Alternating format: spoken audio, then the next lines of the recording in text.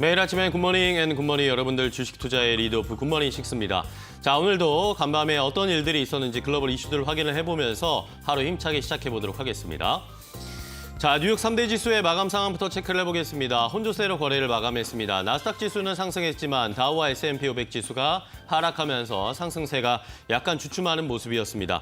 자, 오늘 경제 지표가 또 여러 가지가 발표가 됐는데 예상치를 크게 밑돈 민간 고용 지표에 시장이 일단 좀 실망감을 가졌습니다. 여기에다가 오늘 GM을 포함해서 여러 기업들이 실적 발표를 했는데 GM의 실적이 생각보다 좋지 않았고 이런 것들에 대한 실망감, 일부 기업들의 실적 발표에서 실망감이 표출이 되면서 시장이 전체적으로 혼조세로 거래를 마감하는 양상이었습니다.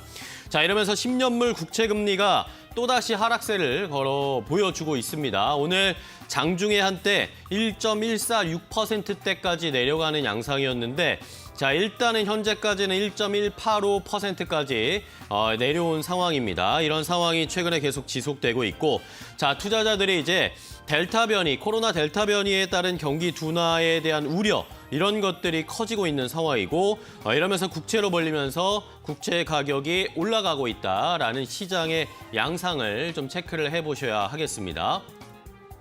자, 업종별로 오늘 흐름을 살펴볼까요? 오늘 기술주와 커뮤니케이션 섹터는 그나마 선방해주는 모습이었지만 에너지 섹터 말씀드린 대로 이 델타 변이에 따른 경기 둔화 우려가 부각이 되면서 국제유가가 다시 또 하락세를 보였습니다. 이러면서 에너지 섹터가 큰 폭으로 하락을 보여주는 모습이었고요. 경기 소비재, 소재, 산업 섹터가 일제히 1% 넘게 급락하는 양상이어서 전체적으로 쉽지 않은 시장이었다라는 것을 확인해 볼 수 있고요. 자, 다음은 종목별로 흐름을 체크해 보겠습니다. 말씀드린 것처럼 기술주와 그리고 커뮤니케이션 섹터는 그나마 선방을 해주는 모습이었습니다. 마이크로소프트와 애플은 일단 오늘 조정세를 좀 보여주는 모습이었지만 반면에 AMD 같은 경우에는 5% 넘게 급등세를 나타냈는데 최근 6거래일 연속으로 AMD는 신고가 행진을 펼치고 있습니다. 엔비디아도 역시 2% 넘게 상승세를 보여주는 모습이었고요. 커뮤니케이션 섹터는 좀 엇갈리면서 거래가 마감이 됐고 아마존은 0.34%, 테슬라는 0.17%, 엇갈리면서 상승과 하락이 역시 혼조세로 나타나는 모습이었습니다. 자, 아까 GM을 살짝 말씀드렸는데 GM이 오늘 실적 발표했는데 생각보다 좋지가 않았습니다. 이러면서 실망감이 표출되면서 매물이 쏟아졌고요. 8% 넘게 9% 가까이 하락하면서 거래를 마감하는 모습이었습니다. 이외에도 에너지 섹터가 국제유가의 하락으로 큰 폭의 하락이 있었고 오늘 또 이슈가 됐던 종목이 로빈후드였습니다. 어제 로빈후드가 엄청난 급상승이 있었다고 말씀드렸는데 오늘은 더 올랐습니다. 이러면서 로빈후드가 최근에 밈 주식화되고 있다라는 시장의 해석들도 좀 체크를 해보셔야 되겠습니다. 자, 다음 살펴볼 이야기는 이 경제 지표들을 체크해 보도록 하겠습니다. 경제 지표가 오늘 여러 가지가 발표가 됐는데 일단은 가장 중요했던 것이 이 민간 고용 지표였습니다. 자, 투자자들이 주목하는 고용 지표가 시장의 예상을 못 미치는 양상이었는데 이 오토매틱 데이터 프로세싱 ADP에서 발표한 지난달 민간 고용이 33만 건 증가했다라고 밝혔습니다. 자, 이것은 6월에 수정치 68만 건을 크게 밑돌았을 뿐만 아니라요. 시장이 예상했던 69만 5천 건도 한참 하회하는 양상, 한참 하회하는 수치여서 시장에서 굉장히 좀 이거 생각보다 더 좋지 않게 나왔다라는 식의 언급들이 나왔습니다. 자, 이러면서 이번 주 후반입니다. 8월 6일 미국 시간으로 금요일에 미국 노동부가 발표하는 7월 고용지표 발표를 앞두고 있는데 이것을 앞두고 이런 민간 고용지표가 생각보다 좋지 않게 나왔네라는 우려감들 이런 것들이 투심을 위축했고요. 현재 시장은 이 7월 고용지표, 노동부에서 발표하는 고용지표가 한 85만 건 정도의 고용 증가를 기대를 하고 있는데 이것이 과연 시장의 예상을 미칠 수 있을지, 시장의 예상을 하회할지 주목할 수밖에 없는 상황이다라는 것을 확인을 해봤습니다. 자, 반면에 다음 경제 지표는 그나마 좀 좋게 나오는 모습이었습니다.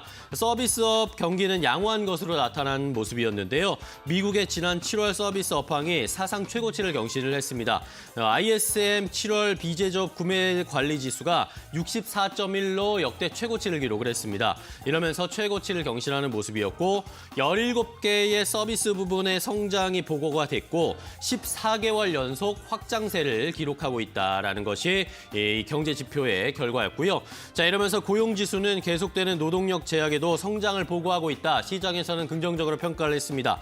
하지만 자재 부족과 인플레이션 그리고 물류 이런 것들이 계속 공급 지속성에는 부정적인 영향을 주고 있는 상황이기 때문에 앞으로 이 서비스업 지표도 계속 살펴봐야 한다라는 전문가들의 의견이었고요. 자, 다음은 이 연준 인사들의 이야기 계속 체크를 해보도록 하겠습니다. 연준 인사 중에 리처드 클라리다 연준 부의장이 미국 경제가 내년 말에 연준이 금리 인상을 위해 설정한 고용과 인플레이션 기준을 충족할 것이다. 이러면서 금리 인상에 대한 언급이 또다시 나오는 상황이었습니다. 자, 이러한 여건에서 2023년 정책 정상화를 시작하는 것은 이 연준 우리의 유연성 있는 평균 물가 목표제 프레임워크와 완전히 일치한다라는 이야기가 나오면서 연준의 금리 인상 조건이 조금씩 충족이 되고 있다라는 식의 언급이 나왔습니다.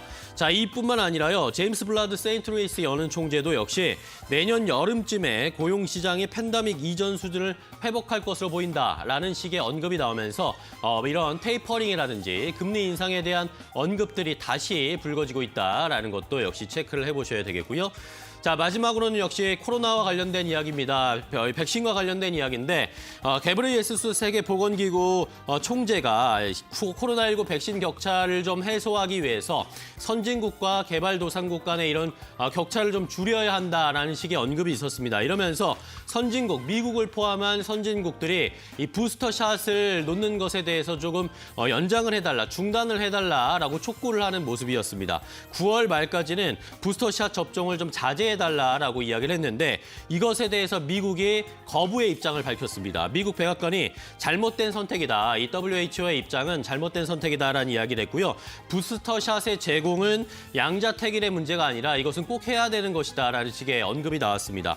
자, 이러면서 WHO의 요구에 거부감을 표출하는 모습이었고요. 이뿐만 아니라 독일 정부도 역시 9월부터 부스터샷 접종을 시작할 것이다라는 언급을 했습니다. 이러면서 이스라엘과 영국에 이어서 독일도 부스터샷을 접종을 준비하고 있다라는 양상도 함께 백신 이슈를 체크해 보셔야 된다는 것까지 확인을 해봤습니다. 자, 이렇게 전체적인 글로벌 이슈들을 확인을 해봤고요. 이제 우리 미국 시장에서 어떤 종목들이 특별하게 움직였는지 특징주들 확인해 볼 텐데요. 최훈 캐스터가 전해드립니다. 네, 간밤 뉴욕 증시 3대 지수 혼조 흐름으로 거래를 마감했습니다. 실적을 발표한 기업들이 많았는데요. 특히나 비용 증가에 대한 우려가 나오는 기업들이 많았습니다. 더불어서 이 거래 대금이 한쪽으로 몰리면서 폭증 흐름을 나타내는 기업들도 있었는데요. 오늘도 6가지 기업들을 만나보도록 하겠습니다. 네, 먼저 첫 번째 기업은 로빈후드입니다. 증권 거래 앱이죠. 최근 IPO를 진행을 했는데 주가는 지지부진했습니다. 그런데 어제부터 오늘까지 주가는 급등 흐름을 보이고 있습니다. 오늘 장중한 때는 무려 80% 넘는 급등 흐름을 보이면서 거래가 중단되기도 했습니다. CNBC 측에서는 아크 인베스트먼트가 대량 매수한 것이 큰 힘이 되었다라고 분석을 했습니다. 이 개인 매수세가 몰렸다고 하는데요. 간밤 시장에서는 50% 넘게 급등하면서 70달러 선에서 거래를 마감했습니다. 하지만 월가 애널리스트들은 이에 대해서 정상적인 움직임이 아니다라고 밝히면서 기관 투자자들은 매수를 하지 않을 것이다라는 투자 의견을 밝히기도 했습니다.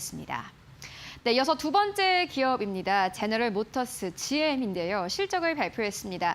최근 GM은 전기차 출시에 대한 기대감과 함께 계속해서 주가가 급등 흐름을 나타냈는데 간밤 시장에서는 급락으로 거래를 마감했습니다. 실적이 좋지 않았기 때문입니다. EPS의 경우에는 시장의 컨센서스를 큰 폭으로 밑돌았습니다. 시장은 2.23달러의 EPS를 예상을 했었는데 2달러도 되지 않는 1.97달러로 집계가 됐습니다. 특히나 리콜 비용이 크게 증가했다. 라고 밝혔는데요. 이와 함께 주가는 9% 가깝게 빠졌고 52달러 선에서 거래 마감했습니다. 네, 이어서 세 번째 기업 만나보도록 하겠습니다. 리프트입니다. 실적을 발표했는데요. 전년 동기 대비해서는 매출과 순이익이 어느 정도는 늘어났지만 여전히 순손실을 기록하고 있는 상황입니다. EPS 같은 경우에는 이 5센트의 주당 순손실을 기록을 하기도 했습니다. 특히나 수요와 공급의 불균형으로 차량 이용 가격이 급등 흐름을 보이고 있다라는 분석이 나오면서요. 간밤 시장에서 10%가 넘게 빠졌습니다. 49달러 선에서 거래를 마감했습니다. 네, 이어서 다음 기업 만나보도록 하겠습니다. 우버도 역시나 마찬가지로 실적을 발표했습니다. 장 마감 이후에 실적을 발표를 했는데요. 일단 2분기 실적과 매출과 영업이익 모두 다 시장의 컨센서스를 상회했습니다. 특히나 모빌리티 예약은 184% 넘게 증가했다라고 밝혔는데요. 그런데 여전히 우려가 있습니다. 운전자가 부족하기 때문에 우버의 내부 비용이 계속해서 증가하고 있다라고 밝히기도 했습니다. 이와 함께 시간의 거래에서 6% 넘는 급락 흐름을 나타내기도 했습니다. 네, 이어서 다음 기업 만나보도록 하겠습니다. CVS 헬스입니다. 실적을 발표했는데요. EPS와 매출 모두 다 시장의 컨센서스를 상회했습니다. 하지만 주가는 하락세를 보였는데요. 이 CVS 헬스 측에서는 직원들의 최저임금을 15달러 선까지 올리겠다라고 밝혔습니다. 내부 비용 증가에 대한 우려와 함께 주가가 2% 넘게 빠졌고 81달러 선에서 거래를 마감했습니다. 네, 이어서 마지막 기업 만나보도록 하겠습니다. 비욘드 스프링입니다. 현재 폐암 치료제를 개발 중인 회사이기도 한데요. 임상 3상이 진행 중인데 3상 안에서의 1단계와 2단계 결과를 발표했습니다. 매우 호전적이었다라는 결과를 발표하면서요. 장중한 때에는 240% 넘는 폭증세를 나타내기도 했습니다. 일단 장 마감은 176% 넘게 상승하면서 26달러 선에서 거래를 마감했습니다. 네, 이렇게 6가지 기업들을 만나보고 왔는데요. 전문가의 시선은 어떨까요? SC 글로벌 센터의 김선규 소장 만나보도록 하겠습니다. 안녕하십니까? 네, 안녕하세요. 네, 간밤 뉴욕 증시 3대 지수 혼조 흐름으로 거래 마감했습니다. 이슈별로 좀 시장이 움직였는데 오늘 우리 시장의 영향 어떻게 보십니까? 네, 뉴욕 증시 이제 마감했는데 여기 각종 지표들이 지금 혼조세를 보이고 있습니다. 고용은 지금 굉장히 낮아졌고 그 외에 다른 것들은 또 좋아지는 부분도 있고 해서 상당히 지금 엇갈리는 가운데 일단 거기에서 연준 부의장인 리차드 클라리다 의장이 내년 말부터 해서 일단 금리 인상을 시사할 수 있다라는 점을 시사하면서 다시 또 좀 약세를 보이면서 일단 3대 지수는 혼조세로 마감을 했습니다. 특히 다우존스하고 S&P 지수가 많이 하락을 했고요. 이로 인해서 고점에서 약간 쉬어가는 그런 모습 보여주고 있습니다. 현재 미국 EIA에서 그 원유 재고 같은 경우는 그 증가세로 이제 드디어 오래간만에 변환을 해가지고 WTI와 브렌트유가 하락세를 이어가고 있습니다. 이 부분은 지금 이제 델타 변이 바이러스가 다시금 창궐 하면서 일단 전체적인 경제가 둔해지면서 이런 현상이 드러난 것으로 보입니다. 이에 따라서 국내 증시도 여기에 대한 영향을 받아서 외국인과 기관들이 어제는 양매수로 쌍끌이로 매수가 들어갔는데 오늘은 다시금 좀 쉬어가는 양상을 보일 것으로 예상하고 있습니다. 현재 리처드 클라리다 연준 부의장이 전체적인 그 인플레이션이 3%가 넘어갈 경우에 대해 가지고 여기에서도 어떤 조치를 취할 수 있다라는 발언. 그 다음에 지금 현재까지의 고용의 회복세로 봤을 때 내년 말부터 해서 충분히 우리가 금리 인상을 진행할 수 있을 것이다라는 이런 두 가지 발언이 현재 이 시장의 고점 분위기를 지금 조성을 하고 있고 이로 인해 가지고 증시 조정이 곧 들어올 수도 있다라는 그런 불안감을 자꾸 높여가고 있습니다. 이런 가운데 국내 증시 역시 일단 델타 변이 바이러스가 지금 계속 1,400명대 이쪽에서 왔다 갔다 하고 있고 1,000명대 이하로 내려가지 않는 상황에서 여전히 고점에 대한 우려가 있는 상황이기 때문에 만약에 내려갔을 때 일시적인 과매도 고안이 나올 수 있습니다. 또한 중국 증시가 지금 현재 규제에 대한 우려가 어느 정도 풀리는 가운데 이제 다시금 반등을 상당히 강하게 받고 있기 때문에 여기에 따라서 우리 국내 증시도 어느 정도 이 중국에 대한 중국 관련주들이 영향을 받아서 화장품이라든가 그다음에 엔터주에서 강한 상승 모멘텀이 발생할 수 있을 것으로 보이고 단 게임주에 대해서 많은 분들이 조금 걱정을 하시는 부분이 있는데 게임주도 제가 봤을 때는 곧 여기에 여전히 관심을 둬야 될 것으로 보입니다. 충분히 여기에 대해서도 앞으로 상승 모멘텀이 발생할 수 있고 곧 이어가지고서 체제에 대해서 어느 정도는 정리를 하기 때문에 어느 정도는 좀 유화적으로 바뀔 수 있기 때문에 게임주에 대해서도 좀 관심을 주실 것이 필요합니다. 마지막으로 미 증시 같은 경우는 지금 이제 델타 변이 바이러스가 다시금 그 큰 변수로 지금 작용을 하고 있기 때문에 여름 시장은 이로 인해서 둔화가 될 수밖에 없고 조금 더 횡보하거나 아니면은 약간의 조정을 받을 수 있는 그런 국면에 들어왔습니다. 이에 따라서 국내 증시도 역시 이제 그것에 영향을 받는데 특히 중요한 것은 이 8월에 들어오면서 여러 가지 IPO들이 이제 대거 등장을 하고 있습니다. 그럼에도 불구하고 이런 그 약한 시장의 그 분위기에서는 그다지 흥행은 하지 못할 것으로 지금 그렇게 보고 있습니다. 네, 알겠습니다. 지금까지 김선규 소장과 함께했습니다. 고맙습니다. 네, 감사합니다. 네, 지금까지 뉴욕 증시 마감 상황 그리고 국내 증시 영향까지 짚고 왔습니다. 최윤이었습니다.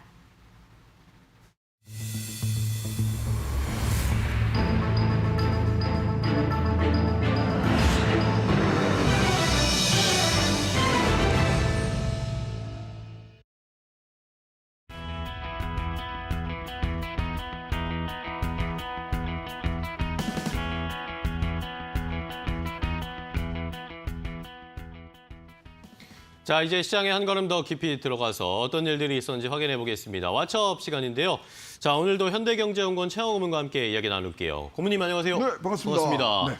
자, 오늘 뉴욕 증시가 일단은 좀 혼조세였고 전체적으로는 좀 하락 추세를 보였습니다. 오늘 고용지표, ADP 고용지표가 발표가 됐는데 자, 이게 또 생각보다 좋지 않게 나오고 있습니다. 근데 ADP하고 노동부의 고용 보고서하고 이게 굉장히 지금 갭이 크네요. 그러니까요. 올 들어와서도 지금 뭐 평균 20만에서 30만 정도의 지금 차이가 나고 있거든요. 그러니까요. 지금 그래서 두 자료를 쭉 비교해 보니까 네네.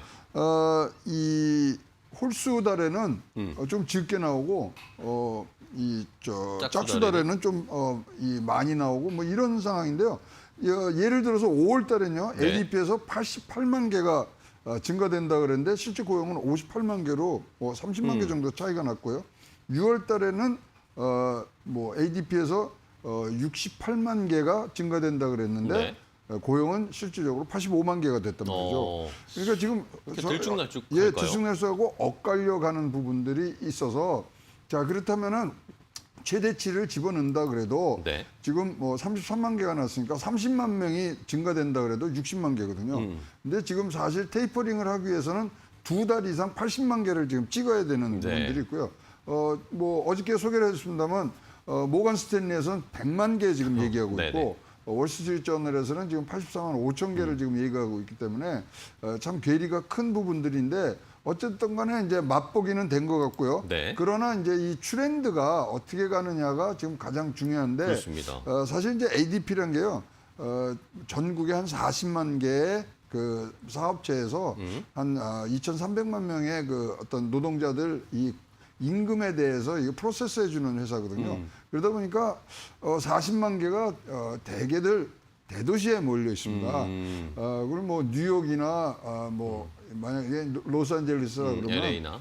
지금 이제 델타 변이에 대해서 참 영향을 많이 받을 때거든요. 그쵸. 그래서 그 변수들도 좀 생각해야 되는데 하여튼 이런 고용 병목 현상이 지금 나타난 걸로 가정을 한다면 네. 이게 얼마나 지속되는 거가 지금 굉장히 중요한 거고요. 그럼 델타 변이에 따라서 앞으로 2분기 고용 증가율이 현재는 약화될 거냐 아니냐. 사실 이거는 지금 뭐 연준의 가장 큰 지금 뭐 관심사기 때문에 한번 보셔야 되는데 뭐 지금 보니까 내용적으로 좀 들어가 보면 서비스 분야가 네네. 뭐 굉장히 많이 줄었어요. 6월 달에는 62만 개가 뭐 증가됐는데 이번에 31만 개로 줄었어요. 결국은 델타 변이에 변이 따라서 영향이다. 사회적 거리두기 뭐 여러 가지들이 분명히 있는 것 같고요. 그러다 보니까 가장 지금 저조하게 나오는 게 제조업입니다. 제조업은 8천 개밖에 지금 자리가 뭐 증가가. 더 늘어나지 않았다는 부분들로 지금 나오고 있는데 자 여기서 재밌는 게 두 가지죠. 첫째 이렇게 딱 나오니까 미국 10년물 국채금리가 1.14까지 그 바로 그러니까요. 하락을 오늘 해버렸습니다. 엄청 하락했습니다. 거기다가 이러한 뭐 부진한 민간 고용에 따라서 달러가 약세가 됐거든요. 자 그럼 우리 증시에 좋으냐? 좋습니다. 좋은가요? 예, 왜 좋냐면 자 지금 두 가지를 보셔야 되는데 지금 중국 증시에서 미국 자본들이 많이 나오고 있습니다. 나왔죠. 예, 지금 뭐 산업 규제를 하는데 어저께는 게임주를 때리다 보니까 지금 우리나라에 어떤 일이 되냐면 드디어 5월 달에 마지막으로 봤던 외국인 매수세가 지금 그렇죠. 이틀간 네. 지금 계속이 돼서 네네. 1조 넘게 지금 들어왔거든요. 거기다가 환율이 어마무시하게 지금 도와주고 있습니다. 근데 이렇게 부진하게 민간 고용이 되면요. 달러가 약세가 되기 때문에 이 소위 말하는 환율은 떨어지게 될 수밖에 없거든요. 그러면 오늘 또 외국인의 매수세는 분명히 살아있다. 오늘은 진짜로 뭐 쫄지 말고 아무데나 지금 양궁에다가 화살표에다가 이제 화살 쏘시면 될 것 같은 그런 분위기가 있습니다. 그래서 중국 규제가 강화됨에 따라서 지금 외국 자본이 들어오는 부분으로 우리 지수가 지금 올라가고 있고요. 이런 것들을 다 지금 어차피 우리 장은 금요일 날 이제 나오는 네. 미국의 노동부의 고용 지표. 보고서가 사실 우리나라에 영향을 미친 거는 다음 주 월요일이거든요. 그렇죠. 그래서 오늘 내일이 사실 외국인세의 한국 유입에 따른 영향을 많이 받을 수 있기 때문에 뭐 이렇게 말씀드리면은 이 잘못된 것 같습니다만 네네. 하여튼 뭘까요? 오늘은 쫄지 마시는 게 굉장히 중요한 투자 포인트가 될 것 같고요. 네. 어쨌든 간에 이제 내일이면 이제 주간 실업 청구 건수가 나옵니다. 그렇죠. 여기서도 우리가 엄청 알 수가 있는 뭐 인투이션이 있고요. 거기에 고용 보고서까지 나오면 전체적인 부분, 그러니까 테이퍼링 시작을 앞두고 고용 시장의 개선 여부를 확인할 수 있는 좋은 자료들이 나오기 때문에 근데 뭐 그것이 영향을 미치는 건 다음 주부터입니다. 그렇죠. 그래서 지금은 외국인이 한국에 들어오는 여건이 굉장히 좋아졌기 때문에 이것을 한번 잘 활용을 하시는 것이 좋은 투자 포인트가 오늘 된다고 생각을 하고 있습니다. 네, 좋습니다. 자, 일단은 어제도 그랬고 그제도 그랬고 외국인의 자금이 우리 시장으로 좀 유입되는 게 눈에 띄었습니다. 중국 시장의 상황도 우리 시장에 일단은 뭐 반사이익을 좀 얻을 수 있는 여건이고 오늘 민간 고용 지표가 미국에서 별로 좋지 않게 나왔는데 이런 것들에 따라서 국채 금리도 내려가고 달러도 좀 약세를 보이고 이런 것들도 일단은 이번 주 내에는 외국인들이 조금 더 들어올 수 있는 여력이 생겼다라는 의견을 주셨으니까 자, 이번 주에는 한번 뭐 수익을 조금 보실 수 있는 구간이지 않을까라는 생각을 해봅니다. 다음 주에 이제 주 말쯤에 발표가 될 미국의 고용 지표가 또 어떻게 나올지는 다음 주에 또 자세하게 확인을 해봐야 되겠죠. 자, 그럼 이제 바로 셀러버 말했지로 이어가도록 하겠습니다. 뉴욕 증시와 전 세계 경제를 들썩이게 하는 경제계 인사들의 말말말 확인해 볼 텐데요. 강미정 캐스터 전해주세요. 안녕하세요. 셀럽은 말했지 강민정입니다. 오늘도 경제계 셀럽들의 발언들 소개해드리도록 하겠습니다. 자, 미국 증시에서는 로빈 후드가 간밤 뜨거운 감자였습니다. CNBC의 짐 크레이머는 여전히 로빈 후드의 편이더라고요. 자, 짐 크레이머, CNBC에서 매드머니라는 프로그램을 진행하는 MC입니다. 자신의 프로그램을 진행하던 도중에 이렇게 말했는데요. A bunch of people, 많은 사람들이 확신을 가지고 있었습니다. This company is falling apart. 이 로빈 후드라는 회사가 무너지고 있다고 확신을 했었습니다. 라고 이야기를 했습니다. 다음 문장도 살펴보겠습니다. They were shorting it already. 그들은 개장 전부터 이미 그것을 공매도하고 있었습니다. 라면서 하지만 주식이 막 나왔을 때 이렇게 매도할 순 없다라고 이야기를 했네요. 그들은 블라드, 로빈후드 CEO를 완전히 잘못 판단했다고 덧붙였습니다. 자, 짐 크레이머 그러면서 공매도 세력들은 결국 갈려 나갈 것이다 라고도 이야기를 했더라고요. 그럼 로빈후드 관련한 자세한 이야기 스튜디오 통해서 들어보시죠. 네, 자 로빈후드의 흐름을 좀 체크를 해보도록 하겠습니다. 오늘 로빈후드가 종가 기준으로 50%가 상승하면서 거래가 마감이 됐습니다. 장중에는 거의 뭐 80달러 육박할 정도까지 올라갔는데 70달러 39센트에 오늘 거래가 마쳤습니다. 로빈후드의 상승세가 어제부터 부스터를 좀 달았습니다. 공모가 첫날 공모가 대비 8% 하락을 하면서 네. 이런 상황이 나왔는데요. 이거 지난 며칠간을 지금 복기를 해보니까 지금 사실 짐 크레이머가 제가 뭐 좋아하는 이 경제 진행자이기도 한데 네. 이분하고 포브스하고가 좀 사이가 안 좋아요. 그런가요? 뭐 어떤 이유인지는 잘 모르겠습니다. 근데 포브스에서 뭐라 그랬냐면 이거 굉장히 위험한 투자다. 투자를 하지 말아야 될 세 가지 이유를 발표를 했어요. 첫날. 뭐죠? 세 가지가? 불확실한 매출 성장 이 원천이라는 거죠. 앞으로 어떻게 더 이게 확장될 수 있는가 굉장히 불안전하다는 거고 그렇죠. 지금 PFF라 그래서 주식 매도자, 투자자 주문 정보 판매를 지금 하려고 지금 주문하고 있는데 정부 규제를 한다고 좀 얘기를 했거든요. 그런 이유. 거기다가 지금 7천만 불 지금 벌금 내야 된다. 그래서 그렇죠. 여기 회사에 투자하지 마십시오. 포브스가 지금 이거를 딱 매도에 관련된 보고서를 내니까 사실 이거에 영향을 좀 받아서 전날 뭐 공모가 대비 8% 떨어졌는데 사실 이건 아무것도 아니거든요.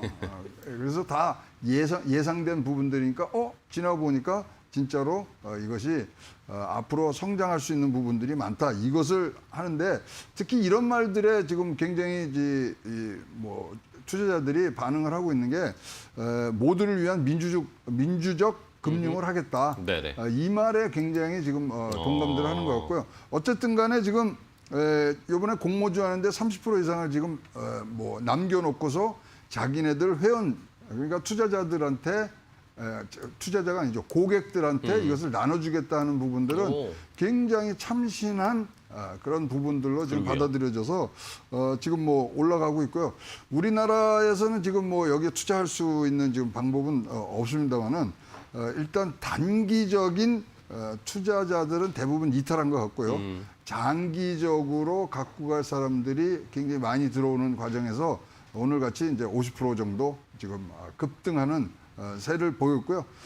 지금 뭐 아까 말씀드린 민주식화되는 부분들이 있기 때문에 이 부분들은 조금 더 성장 모터를 달 수 있는 여력이 많이 있다고 보여집니다. 네. 자, 어쨌든 뭐 상장하고 나서 얼마 되지 않았는데 굉장히 많은 관심을 개인 투자자들, 미국의 개인 투자자, 우리 개인 투자자들도 이제 관심을 많이 가지시겠죠. 밈 주식화되고 있는 로빈후드의 추이를 먼저 살펴봤습니다. 자, 다음 셀럽의 이야기 또 확인해 보겠습니다. 황미정 캐스터 전해주세요.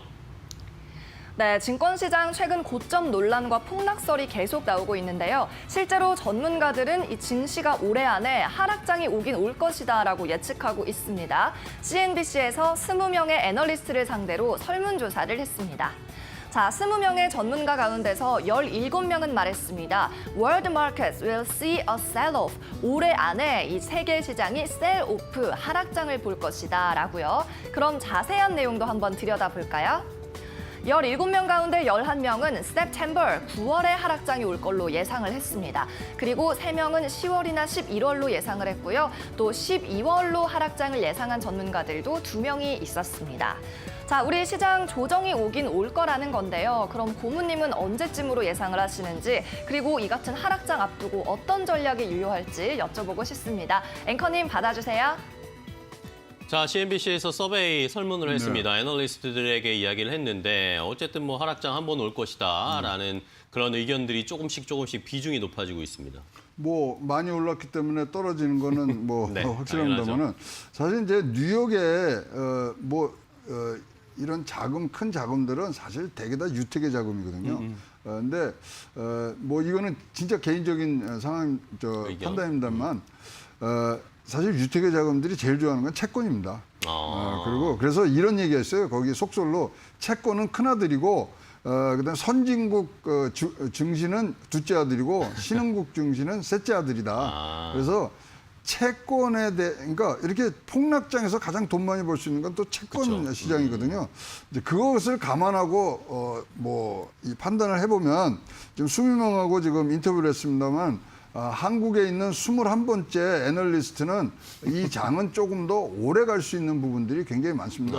왜냐하면 지금 앞으로도 유동성의 공급이 계속될 수밖에 없는 미국 증시거든요. 그쵸. 인프라 나가죠. 그다음에 팬데믹이 이게 그대로 끝날 것 같지가 않습니다. 그렇습니다. 그렇다면 유동성 장세를 계속 끌고 나갈 수 있는 부분들이 있고요. 어차피 금리 인상까지는 근데 금리 인상도 2020년 말이거든요. 그쵸. 그렇다면은 조정장은 올 수 있습니다. 그래서 10%에서 20% 정도 움직이는 부분들은 뭐 우리가 생각할 수 있지만 그 이상의 폭락장은 21번째 애널리스트로 저는 뭐 이것은 오지 않는다. 네. 그래서 쭉 여러분들 아까 말씀드린 이런 국제 금융의 흐름은 지금 채권으로 돈을 더 많이 벌게 하려는 유택의 어떤 자금과 다시 중국과 이런 신흥국 중심으로 만들어진 자금과의 싸움인데요. 지금 첫째 아들, 둘째 아들, 셋째 아들 누구 손가락을 깨물어야 아픈지 여러분들 판단을 해보시는데 저는 조금 더 이 좋은 장은 더 갈 수 있다. 이런 부분들은 뭐 제 개인적인 소견으로 갖고 있습니다. 네. 자, 최영우 고문님께서 21번째 애널리스트로서의 의견을 주셨습니다. 고문님은 이런 상승장 조금 추세 더 갈 것이다. 그리고 저 17명의 애널리스트들 중에 유태계가 어느 정도 있는지는 좀 체크를 해봐야 되겠습니다. 자, 여기까지 확인해 보고요. 마지막 셀럽의 이야기 확인해 보겠습니다. 강민정 캐스터 전해주세요. 네, 비트코인을 우리는 디지털 금이라고 부르기도 하죠. 하지만 정말로 이 실제 금보다 비트코인을 가지고 있는 게 더 나을까요? 헤지펀드의 대부인 레이 달리오가 이 물음에 답했습니다. 만약 당신이 내 머리에 총을 겨눈 후에 이렇게 묻는다면 I can only have one. 내가 하나만 가질 수 있다라고 이야기를 한다면 I would choose gold. 나는 금을 선택할 것입니다. 라고 이야기를 했습니다.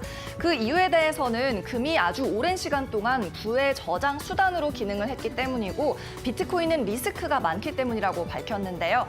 같은 질문 이제 앵커님과 고문님께 드리고 싶습니다. 비트코인이냐 금이냐? 자, 여기에 대한 답은 스튜디오 통해서 들어보시고요. 저는 내일 이 시간에 찾아오도록 하겠습니다. 네, 강민정 캐스터 수고하셨습니다. 저에게 질문을 던져주고 떠난 강민정 캐스터인데, 자, 레이 달리오는 골드, 금을 선택했습니다. 고모님은요? 레이 달리오가 굉장히 비트코인에 대해서 부정적인 사람이죠. 네. 그래서 뭐 이건 뭐 비트코인 뭐 이거 진짜로 폭락할 것이다 뭐 이런 얘기를 하다가 갑자기 이번에 콘센서스 2021에서는 야 이거 인플레이션에 대비한 뭐 대비로 채권보다는 비트코인 갖고 가야 되는 거 그러니까요. 아닙니까? 그런 얘기를 했었는데. 뭐 그런 얘기하면서 또 알아보니까 비트코인 뭐 좋다 나쁘다 뭐 나쁘다는 얘기를 하면서 자기는 또 비트코인을 샀어요. 예. 이 시세에 야 이거 왔다 갔다 지금 하고 있는 부분들이 있고 이제 뭐 2022년 가면은 비트코인이 불법화된다는 얘기를 하면서 또 비트코인 또 사고 있고. 근데 올해 1월 달에는 무슨 얘기를 했냐? 제 기억으로는 네네. 금을 대체하는 투자 수단 중에 비트코인은 장기 옵션 중에 하나로 굉장히 좋다 이렇게 얘기를 했거든요. 그래서 지금 저 달리오가 얘기하는 비트코인에 대해서는 점수를 안 주기로 했습니다.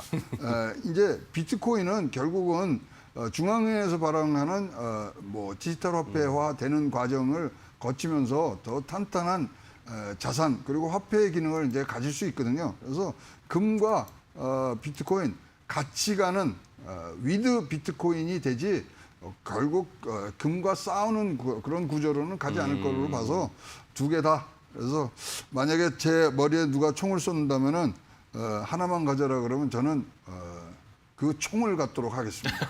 네, 알겠습니다. 의문현답이었네요. 네. 자, 뭐 이렇게 극단적으로 선택하는 게 아니고 포트폴리오, 레이달리오 분산 투자의 대가라고 써 있네요. 비트코인 금 다 가져가시면 될 거 아닙니까? 그렇죠. 그런 의견까지 네. 저는 첨부해 드리도록 하겠습니다. 자, 오늘 최영웅과 함께 셀러브 말했지 그리고 왓츠업까지 함께 이야기 나눠봤는데요. 오늘도 좋은 인사이트, 재미있는 이야기 해주셔서 감사하고 내일 뵙도록 하겠습니다. 고생 많으셨습니다. 감사합니다. 맞습니다. 자, 이제 우리 시장으로도 돌아오겠습니다. 오늘 우리 시장에서 외국인들의 수급을 받아서 또 좋게 올라갈 수 있는 종목 뭘지 많이 궁금하실 텐데 어제 또 좋은 시세를 보여줬던 필라홀딩스 확인해 보겠습니다. 오늘도 올라갈 수 있을지 그리고 필라홀딩스의 대안주 2개까지 공개해 후하도록 하겠습니다.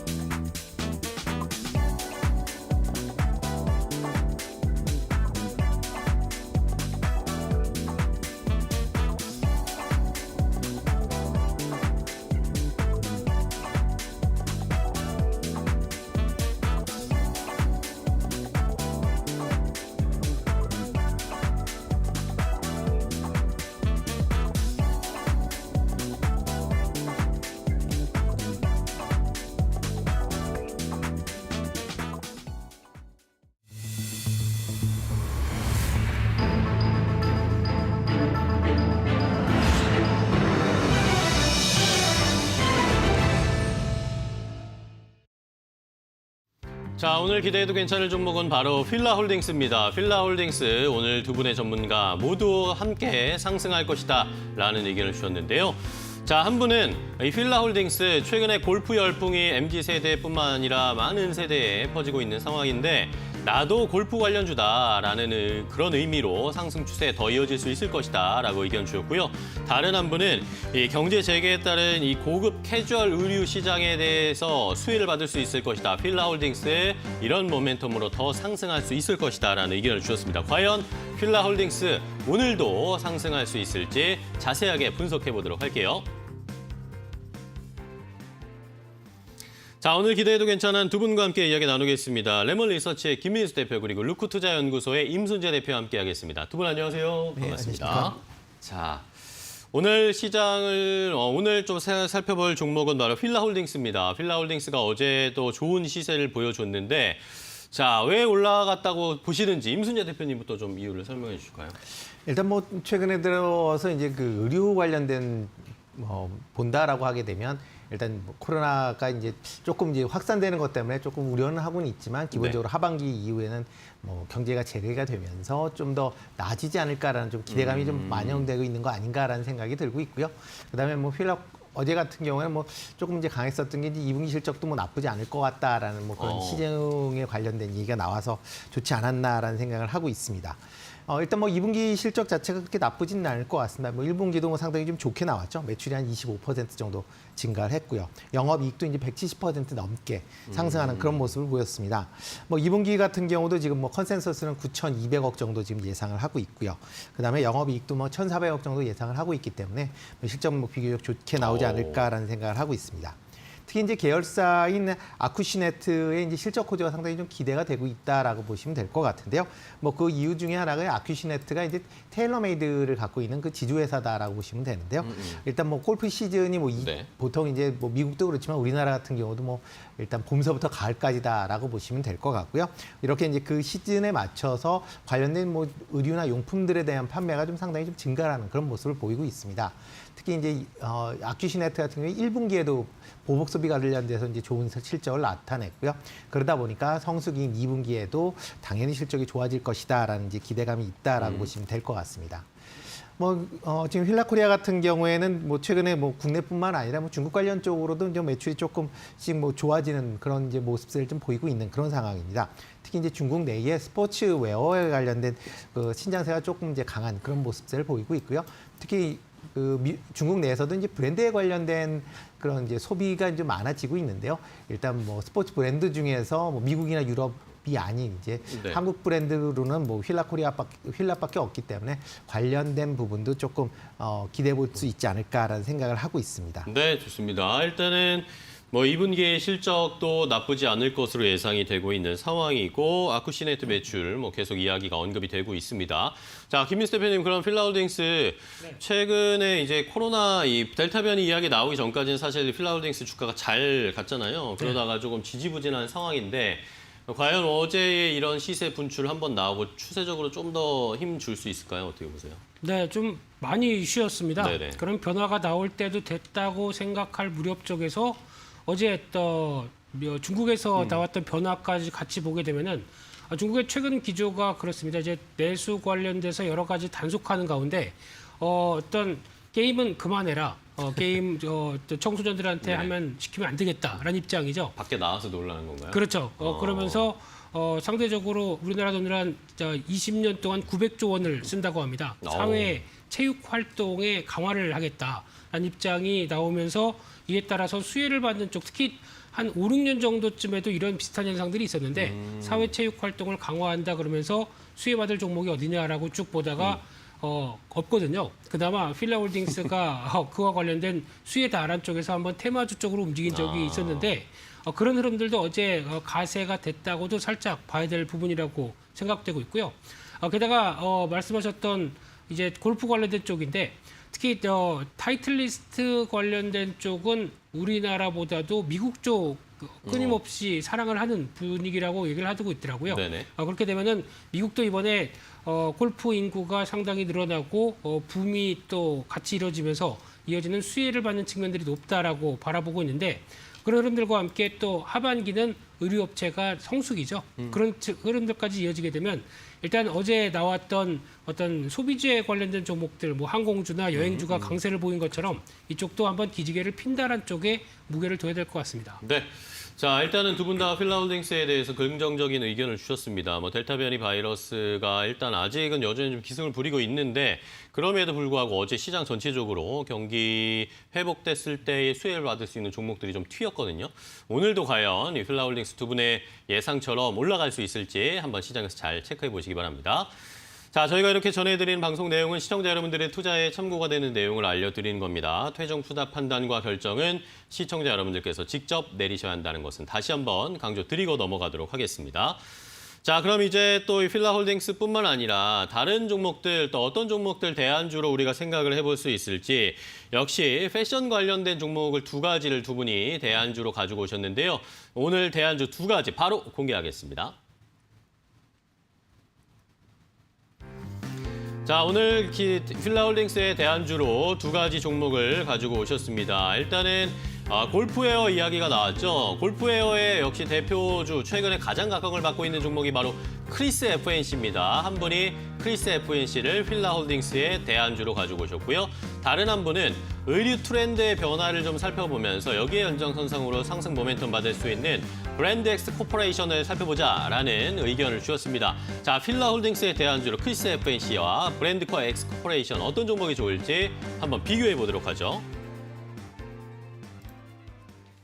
자, 오늘 두 분이 가지고 오신 이 대안주는 역시 다 패션 관련 종목들입니다. 일단은 김민수 대표님의 종목부터 볼까요? 어떤 종목 가져오셨죠? 네, 브랜드 X 코퍼레이션. 브랜드 X 코퍼레이션. X라는 브랜드의 기업. 뭐 이렇게 해석할 수 있는 용어인데요. 네. 네, 일단 최근에 많은 트렌드라고 봐야 될 것 같습니다. 원래 이 회사가 미디어 커머스라고 해서 이제 광고 대행을 하는데 그쵸. 보통 비슷한 회사가 에코마케팅이라는 회사가 있죠. 네네. 이런 것처럼 브랜드가 있으면 그를 인수를 해서 지분까지 같이 인수를 해서 거기서 같이 판매도 마케팅도 하고 판매도 하고 그러면서 실적을 끌어내는 대표적인 회사라고 보시면 될 것 같은데 한때는 또 이 회사가 박지은 다이어트 잘 모르겠습니다. 다이어트 쪽에 관심이 없다 보니까. 네, 근데 그 중에서 레깅스와 관련된 잭시믹스가 매출의 한 90% 가까이 차지를 그쵸. 하고 있는데요. 네네.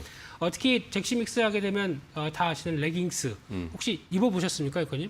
네, 저는 입어봤습니다. 어, 남성복도 있어요. 네, 있습니다. 네. 예, 근데 민방한데요. 상상하지 않겠습니다. 아니, 네. 위에 그냥 이 티셔츠 같은. 운동할 때 입는 네, 그런 운동할 스타일이죠. 때 입는 옷. 네, 그러다 보니까 이게 요가복이나 이런 레깅스가 이제 트렌드가 되다 보니까 그에 따라서 어느 정도 시장의 변화를 그대로 끌고 가는 대표적인 의류 섹터라고 보여지고 있는데 한때 우리나라의 브랜드 중에서 이제 룰루레몬은 미국 거죠. 네, 근데 국내에서는 이 잭시믹스와 안다르가 두 개가 그렇죠. 경쟁을 하고 있다가 안다르가 약간 좀 처지는 모습들이죠. 이게 안다르 쪽은 에코 마케팅 그리고 또 이 잭시믹스는 브랜드 엑스 코퍼레이션인데 최근 들어서 어떤 전략적으로 강화를 시키는 모습들이 잭시믹스가 나오다 보니까 경쟁에서 좀 우위됐다라는 관점 쪽에서 실적 변화도 좀 더 기대를 하고 있는 상황들인데 네. 그래서 이제 실적을 보다 보니까 네네. 2분기 실적이 판관비가 좀 증가가 되면서 매출의 성장성은 좋은데 약간 수익성은 생각보다 좀 떨어지는 상황이긴 하지만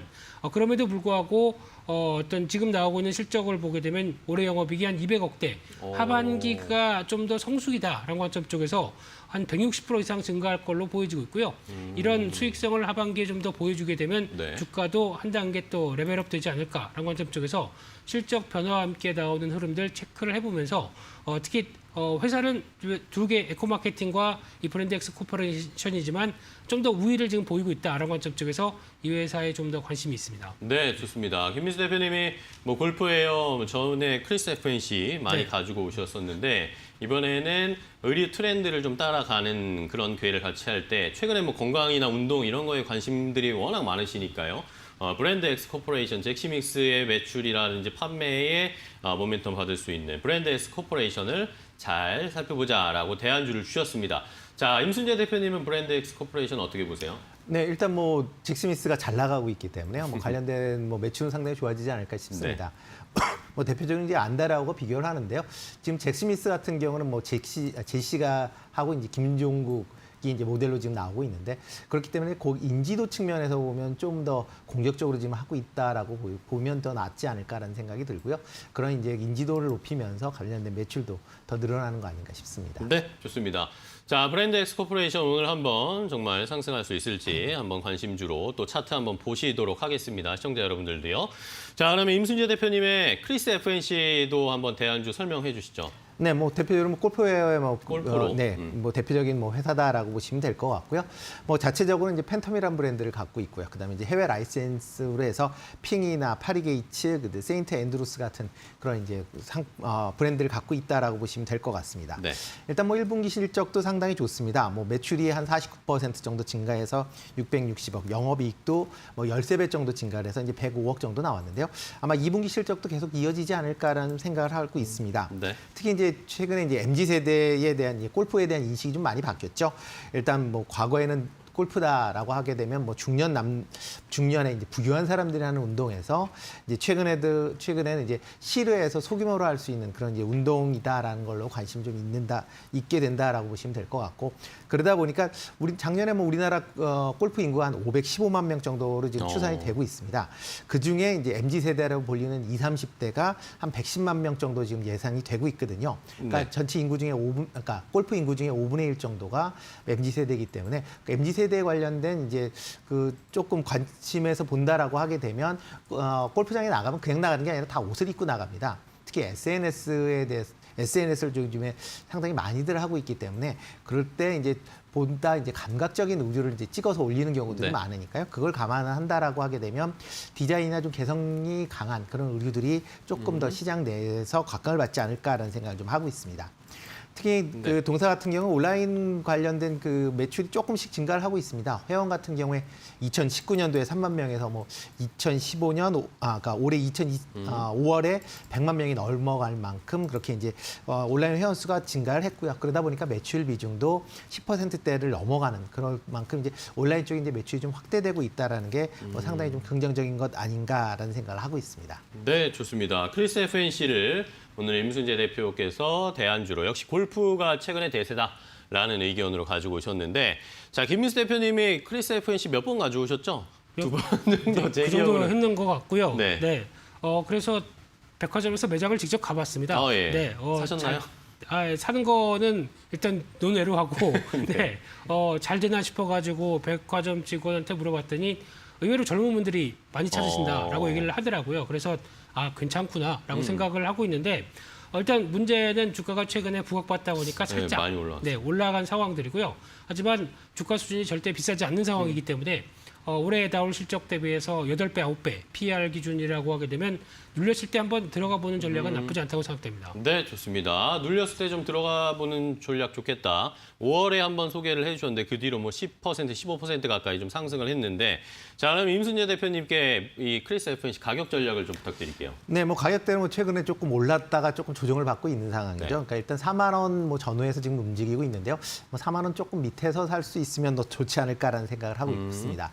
그럼 뭐 조금 전에 김민수 대표님도 얘기했듯이 실적을 감안한다라고 하게 되면 뭐 한 4만 8천 원까지는 뭐 충분히 상승이 가능하지 않을까라는 생각이 들고요. 네.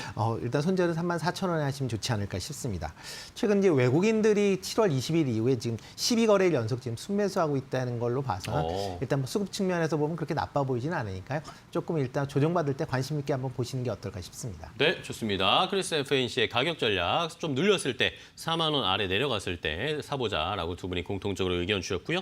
자, 그리고 김민수 대표님의 브랜드엑스 코퍼레이션도 목표가 뭐 매수가 주셔야죠. 네, 발음이 꼬이시네요.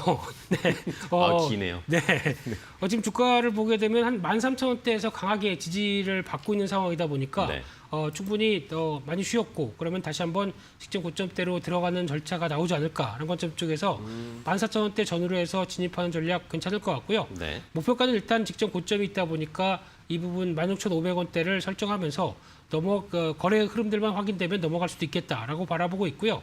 자, 손절가는 12,500원대로 말씀드리겠습니다. 네, 좋습니다. 자, 이렇게 오늘 필라홀딩스가 더 올라갈 수 있을지 두 분과 함께 분석을 해봤고, 이 필라홀딩스의 대안주로 골프웨어의 성장성을 받을 수 있는, 모멘텀 받을 수 있는 크리스 FNC와 의류 트렌드의 변화로 앞으로의 실적이 더 개선될 것으로 예상되는 브랜드엑스 코퍼레이션까지 함께 대안주로 확인해봤으니까요. 오늘 시장에서 한번 잘 체크해보시고 차트도 보시고 흐름도 확인해보시기 바랍니다.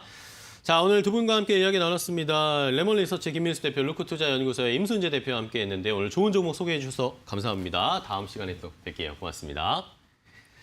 네, 굿모닝 식스 오늘 저희가 준비한 소식과 정보는 여기까지입니다. 어제 그제 외국인 수급이 좀 들어왔는데 과연 오늘도 외국인들이 우리 시장을 한 번 더 레벨업 시킬지 이 추이가 주목이 되고 있습니다. 반도체, 메타버스 주들이 최근에 뜨겁게 달아오르고 있는데 오늘도 그런 상승세가 이어질 수 있을지 한번 시청자 여러분들 잘 체크해 보시기 바랍니다. 저희는 또 내일 아침 6시에 더 빠르고 정확한 정보 가지고 찾아뵙도록 하겠습니다. 매일 아침에 굿모닝 앤 굿모닝 시청해 주신 여러분 고맙습니다.